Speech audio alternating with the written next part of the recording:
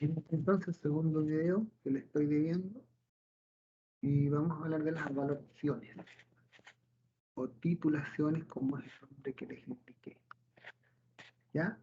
Y bueno, es esta una técnica que se utiliza en el laboratorio, y esta técnica consiste en evaluar la capacidad de combinación que tiene una sustancia frente a otra sustancia, se llama patrón primario. Este es el equipo que se usa en la valoración. Aquí ustedes ven una bureta, que es un cilindro graduado, que tiene una llave que controla el paso del líquido. Obviamente así está cerrado, ¿cierto? Es este el matraje Erlenmeyer, donde se utiliza la sustancia que se va a determinar, que se va a valorar. Puede ser un vaso de precipitados. Y este es el soporte, obviamente, que con las pinzas arriba atrapa la bureta. Y este es el indicador, que es la sustancia que permite ver o apreciar el punto final que se llama. ¿De acuerdo? Así es que eso es lo que vamos a una miradita ahora rápida. Yo creo que va a salir rapidito, así es que tranquilo. Como dije, la palabra, o mejor dicho, el nombre es valoración o titulación, o del inglés titration. Bien, ya es otra palabra que es importante entenderla, porque a veces sale por ese nombre en la literatura. Una valoración es una técnica experimental que permite evaluar la capacidad de combinación que tiene una sustancia, por ejemplo, frente a otra sustancia que se conoce con el nombre de patrón primario. Un patrón primario es una sustancia especial, digámoslo así, que tiene ciertas características, ciertas propiedades que no la tienen todas. Es como una sustancia top, así como de privilegio. ¿Ya? Tiene ciertos privilegios, o mejor dicho, su naturaleza hace que sea privilegiada. ¿Por qué? Entre estas propiedades de un patrón primario destacamos, por ejemplo, el alto grado de pureza. O sea, no tiene contaminantes, es casi puramente ella, ya sin combinarse con nada. Tiene una alta masa equivalente o alto peso equivalente. Y este hecho disminuye error al pesar o masar una cantidad de esta sustancia. No es higroscópica, eso significa que no absorbe humedades del ambiente, ¿ya? Porque muchas sustancias, cuando tú las estás pesando o masando en un vaso, en un vidrio reloj, en un plato, ¿no es cierto? Tú, por ejemplo, puedes pesar o masar 0,5 gramos. Supón tú que esos 0,5 gramos los tratas de determinar con la mayor exactitud posible en la balanza, y una vez que lo trasladas del lugar, supón que lo desplaces 1 metro del lugar, lo saques desde el plato y lo lleves a un vaso para disolverlo. En ese desplazamiento, sobre todo en esta época de invierno que hay alta humedad, ya ese trayecto, eh, la sustancia absorbe agua, absorbe humedad del aire, y ya no llega con 0,5 gramos al plato o al vaso donde vas, ya le suma un poco más. Ahí se pierde, digamos, la exactitud. Entonces, esta sustancia no tiene ese problema, no es higroscópica. Eh, un patrón primario de arriba debe ser, o debe tener, composición conocida, es decir, debe saber bien cuál es la estructura química que tiene y qué elementos lo componen. No debe haber duda allí qué es lo que tiene. Debe ser estable a temperatura ambiente, es decir, ¿no es cierto?, no debe modificar su composición por las variaciones térmicas que pueda haber. Cambios de temperatura que a veces, ¿no es cierto?, oscilan rápidamente en invierno o en verano. Debe ser posible que se pueda secar en una estufa a alta temperatura sin alterar su composición. Debe reaccionar rápidamente y de manera estequiométrica con el titulante o sustancia que valora, la sustancia que cae desde la bureta. No debe absorber gases, por ejemplo, ni debe reaccionar con los componentes del aire. O sea, debe ser completamente neutra ante la presencia de otras sustancias. Y por ahí hay una palabra que dice no debe ser delicuescente. Muy parecido a lo que es la higroscopía, pero aquí, ¿no es cierto?, pasa que no debe absorber agua y disolverse en ella. Esa es la idea, porque hay sustancias que, como el hidróxido de sodio, por ejemplo, que tú dejas un poquito en estas épocas donde hay alta humedad, lo dejas hacia la intemperie, o mejor dicho, a la superficie expuesta con el aire, rápidamente absorbe agua y se disuelve. ¿Ya? Eso es lo que pasa. Entonces, la delincuencia no es deseable en un patrón primario. ¿Cuáles son los ejemplos que les puedo dar? Por ejemplo, son patrones primarios sustancias llamadas como el de potasio, que su símbolo es KHP, y su formulita sería carbono, hidrógeno, potasio, oxígeno, en esta composición. El yodato de hidrógeno de potasio, que es el KHIO32, el ácido benzoico también, que es muy utilizado, por ejemplo, en muchas suspensiones o en muchas soluciones antinicóticas, por ejemplo, para combatir hongos. Y otra que se usa mucho en laboratorio es el ácido succínico, también llamado ácido butano dioico, es un ácido orgánico. Bien, eh, entonces, como dije, estas sustancias patrones primarios son muy especiales y no son tan ordinarias, por decirlo así, como lo son el cloruro de sodio, el hidróxido de sodio, que son sustancias conocidas. Yo, por ejemplo, ya dije, el cloruro de sodio absorbe mucha humedad. En este tiempo, por ejemplo, los saleros, fíjense, los saleros de la casa no funcionan. ¿Dónde han visto que un salero funcione en invierno? ¿Cierto? Uno que trata de sacar por los orificios de la tapita del salero el producto y no sale porque como ha absorbido agua se hincha un poco, ¿no es cierto? Y no pasa por los orificios. Entonces, el cloruro de sodio, el hidróxido de sodio y muchas otras sustancias son comunes y son, ¿no es cierto?, sustancias que son muy distintas a los patrones. Ya. Entonces, con una valoración, por ejemplo, es posible que determinemos la verdadera concentración o la concentración real de una sustancia, ya que cuando preparamos una disolución de una sustancia común, como es el hidróxido de sodio, por ejemplo, su normalidad no refleja la verdadera concentración del soluto en ella.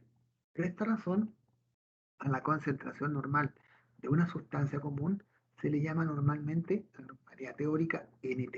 ¿A qué me refiero con esto? Si, por ejemplo, yo te digo, ¿te acuerdas que en el problema que vimos, dijimos, ¿cómo prepararía una solución 0,1 normal de hidróxido de sodio, por ejemplo? Claro, uno te dice, ya peso 1 gramo o más 1 gramo de hidróxido de sodio, lo disuelvo en agua y lo completo hasta el aforo del matraz.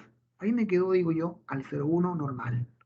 Pero, por las características que hemos mencionado, probablemente ese 0,1 que uno cree es teórico nada más, no es el real. Porque a lo mejor, si pesamos 1 gramo, cuando trasladamos, como le dije, desde el vaso al matraz, puede que se haya alterado esa masa al beber agua, sube un poquito, que se lleva a 1,05, por decir algo, 1,05 gramos. Y ahí se nos altera la normalidad deseada. En cambio, cuando preparamos una disolución de una sustancia patrón primario, como lo es el ácido succínico, por ejemplo, su normalidad sí refleja la verdadera concentración del soluto en ella. Es decir, ¿no es cierto?, la concentración de un patrón primario se conoce como normalidad real, porque si yo voy a pesar 1 gramo de ácido succínico, tengo la certeza de que no importa que lo deje a la intemperie, de que no importa que al trasladarlo, ¿cierto?, vaya a absorber agua porque no lo va a hacer. Por tanto, me va a llegar 1 gramo, digamos, al matraz y la solución finalmente me va a quedar a la normalidad deseada. Por tanto, esa normalidad de un patrón primario es ya normalidad real. La normalidad real, entonces, de una disolución, yo la puedo determinar a través de un factor de corrección. Y este factor de corrección indica matemáticamente el número de veces que la normalidad teórica está contenida en la normalidad real. El factor de normalidad real partió de normalidad teórica. Por tanto, normalidad real la puedo conocer multiplicando la normalidad teórica por el factor. ¿Ven? Normalidad real, factor por normalidad teórica. Estos son cálculos que uno hace en los ejercicios que plantea. Indicadores. Los indicadores, ¿cierto?, son estas sustancias que van acá abajo. Acá es la solución que se valora. Uno le agrega esto. ¿Para qué? ¿Qué es un indicador? Un indicador generalmente es una sustancia ácida, orgánica, sin hidrógeno, por decirlo así, ¿no es cierto?, que puede o no tener color y que cuando se ioniza, en iones, cambia de color, experimenta un cambio. Por ejemplo, el indicador ácido base más conocido se llama disolución alcohólica de fenolftaleína. Disolución alcohólica porque se disuelve en alcohol y ¿ya? el cual, cuando está en medio ácido, fíjense bien, es transparente. Aquello es menos palaína, pero es transparente. Pero cuando está en medio básico, por ejemplo, el dióxido de sodio, es rosadita como este color. ¿De acuerdo? Tiene dos colores. Punto final. El punto final de una valoración es el momento en que la solución valorada, la que está acá abajo, cambia de color, ¿cierto? Si partimos así, le dejamos caer base, va a llegar un momento en que vamos a llegar a este color. Cuando en el instante preciso que ocurre el cambio, uno está mirando, eso es el punto final. ¿Qué pasa allí? Cuando llegamos al cambio de color, es decir, llegamos al punto final, es en este instante que la valoración termina, por lo que debemos cerrar la llave laborera. Acuérdense que hasta que está así, paralela a la columna. Así está cerrada. Y registramos el valor de titulante que hemos gastado. ¿Ven?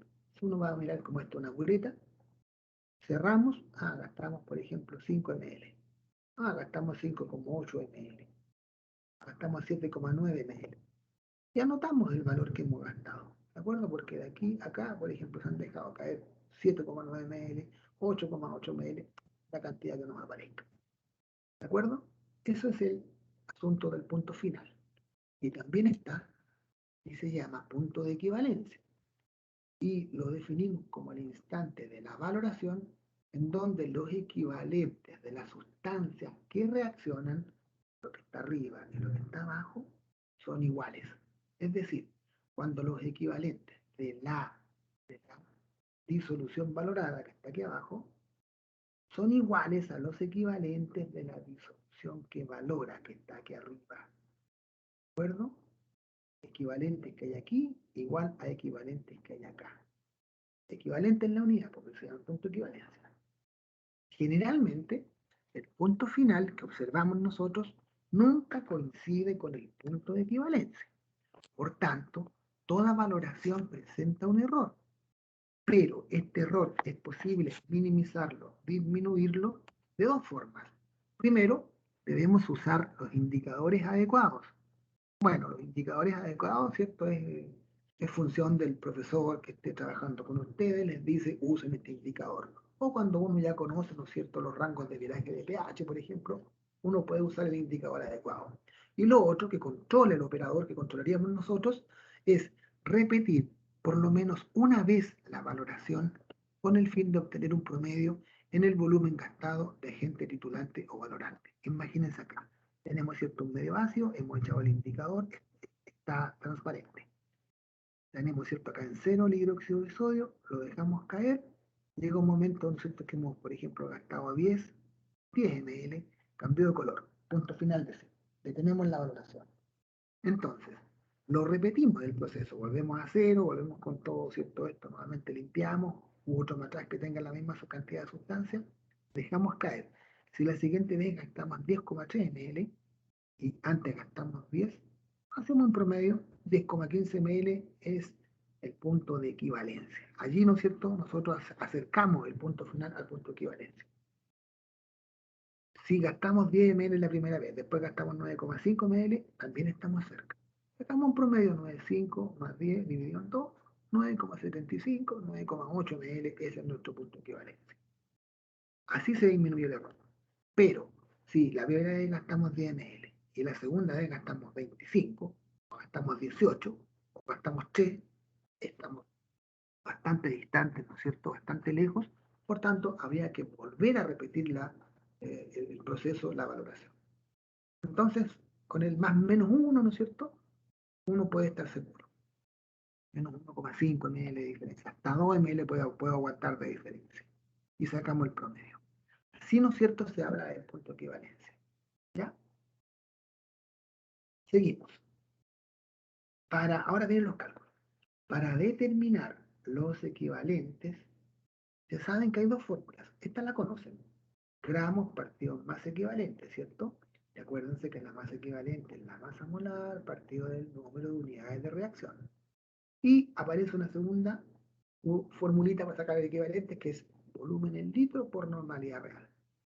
Damos esa fórmula y con estas dos fórmulas hacemos maravillas. Con estas dos expresiones.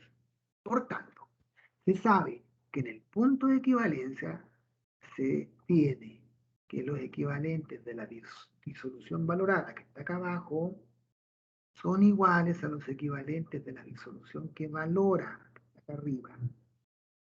Entonces, vamos a reemplazar, en vez de equivalente, vamos a poner gramos de disolución valorada, ¿cierto? Dividido en masa equivalente de disolución valorada. Igual, y aquí reemplazamos la fórmula del lado. Volumen en litros de la disolución que valora, arriba, por la normalidad real de la disolución que valora, que está acá arriba. Y listo. Si nos piden calcular los gramos, bueno, despejamos. Gramos nos va a quedar, ¿cierto? Esto que está dividiendo pasa multiplicando acá. Gramos de disolución valorada va a ser igual a volumen en litros de disolución que valora, arriba lo que gasté, ¿no es cierto? Por normalidad real, que el dato me lo dan, de la disolución que valora, por la masa equivalente de la disolución valorada. Y bueno, ahí voy a saber qué es lo que ando buscando, si ando buscando nitrito, si ando buscando peróxido de hidrógeno, si ando buscando ácido oxálico, lo que ando buscando. Y ahí está la formulita. Y bueno, si la quiero tener más desarrollada, ¿no es cierto? Acuérdense que la normalidad real es la normalidad teórica por el factor. Estos datos siempre nos los van a dar. Si no nos dan un factor, es porque esa normalidad es real. Pero si nos dan una normalidad y un factor, bueno, uno multiplica la teórica por el factor y tiene la normalidad real. Y veamos un ejemplo, para que terminemos, para que vean que sale rápido esto, y apliquemos estas formulitas a los cálculos. Este es el ejercicio 17, que está la guía, ¿cierto? Está resuelto, tal cual está acá. Vamos a tratar de explicarlo. Nos plantean esto. El agua oxigenada, peróxido de hidrógeno, esa es su fórmula, es un agente que inactiva muchos sistemas enzimáticos en plantas y levaduras. Ya, eso es información. De aquí para adelante viene el cuento. Se analiza una muestra de un caldo de cultivo de una cepa de levaduras para determinar el contenido de peróxido de hidrógeno, para lo cual valora o se valora una muestra de 50 ml permanganato de potasio, 0,1 normal, factor 1,2. ¿Ven? Aquí me dieron una normalidad y un factor. Esta es la teórica y esta es el factor. La real entonces 0,1 por 1. Y se gastan 6,5 ml de la solución para llegar al punto final. Si la reacción involucrada es H2O2 más MnO4 igual a 2 más Mn más 2, determine la concentración de agua oxigenada, pero exprésela en gramos al litro. Veámoslo de otra manera. Voy, ¿no es cierto?, al laboratorio y le echo acá abajo 50 ml de una muestra de un caldo cultivo. Yo sé que ahí, sospecho, tiene que haber peróxido de hidrógeno. Eso es lo que voy a determinar, ¿cierto? Y voy a decir cuántos gramos tengo. Eso es lo que tengo que buscar. Para eso, lo que hago es valorar con una solución de permanganato de potasio que tiene 0,1 normal, factor 1,2. ¿De acuerdo? Esa es la idea. Entonces, ¿qué planteo esto de acá? Para sacar los gramos, ¿no es cierto?, de la disolución valorada, que va a ser gramos de peróxido de hidrógeno, va a ser igual al volumen en litro de permanganato que gasté, por su normalidad real, que es la teórica por el factor, por la masa equivalente de la disolución valorada. ¿Masa equivalente de quién? ¿A quién estoy valorando? Al peróxido de hidrógeno. Entonces, la masa molar del peróxido dividido en la unidad de reacción. ¿Y cuáles son las unidades de reacción en el peróxido de hidrógeno? Aquí está la reacción. Entenderán que son los famosos electrones en juego. ¿Ya? Bueno, aquí sabemos que el oxígeno en los peróxidos tiene -1 y pasa a 0. El cambio está de -1 a 0. ¿Cuántos electrones hay de -1 a 0? Hay 1. Pero como son dos oxígenos, el total de electrones en juego, el total de unidades de reacción son 2. Por lo tanto, ¿cierto? Mi masa equivalente va a ser masa molar dividido en 2. Y así tenemos el cuánto. Miren bien. Vamos otra vez paso por paso. Ya me adelanté. Pero veamos lo que dice el procedimiento para el cálculo. Resolución. Para calcular los equivalentes se tienen dos expresiones que son gramos partidos más equivalente o equivalente igual volumen en litro por normalidad real. Dijimos que la normalidad real se obtenía multiplicando la normalidad teórica por el factor de corrección, tal como está acá. El concepto de masa equivalente, que se entiende en este caso como la cantidad de sustancia que es capaz de reaccionar con un molde equivalente de otra sustancia, o como la cantidad que es capaz de producir un molde equivalente de otro producto, se determina, eso es pura teoría, se determina aquí a través de la masa molar dividido en 2. ¿Y por qué en 2? Porque hay dos electrones visibles. De menos 1 a 0 hay un electrón, pero como son dos oxígenos, en total son 2 electrones. Ahí está explicado. Entonces, se debe considerar, ¿no es cierto?, que hay un electrón, pero como el peróxido son dos oxígenos, en total son 2 electrones. Tenemos todo listo. Ahora vamos a reemplazar. Así entonces, se tiene que, en el punto de equivalencia, equivalente de disolución valorada, si el peróxido de hidrógeno, que es lo que ando buscando, son iguales a equivalentes de disolución que valora. Ese es el permanganato. Reemplazando equivalente de peróxido de hidrógeno, igual, gramos de peróxido partido en masa equivalente. Ahí le puse peso equivalente porque era medio antiguo, no tenía como poner masa equivalente, puse peso equivalente. Igual, volumen en litro de permanganato por normalidad real del permanganato. Arreglamos, ¿cierto? Dejamos los gramos solitos, pasamos la masa equivalente para acá. Y ahora reemplazamos. ¿Qué volumen gastamos de permanganato? El ejercicio dice que gastamos 6,5 ml, pero expresado en litro es dividido en 1000, 0,0065. 0,065 litros. Por normalidad real, que es la normalidad teórica, 0,1, 0,1 por su factor que es 1,2. 0,1 por 1,2. Por la masa equivalente, ¿no es cierto?, del peróxido de hidrógeno. Es igual a la masa molar del peróxido de hidrógeno, 84. Ese valor me lo tienen que haber dado como dato por ahí. Si no lo vieron, se los doy, obviamente. Dividido en 2, los 2 electrones. Estamos listos. Hacemos el cálculo y obtenemos que los gramos de peróxido que se encontraron en este proceso fueron 0,01326 gramos, pero en un volumen de 50 ml. ¿Por qué? Porque eso fue lo que yo, ¿no es cierto?, valoré. Aquí dice 50 ml.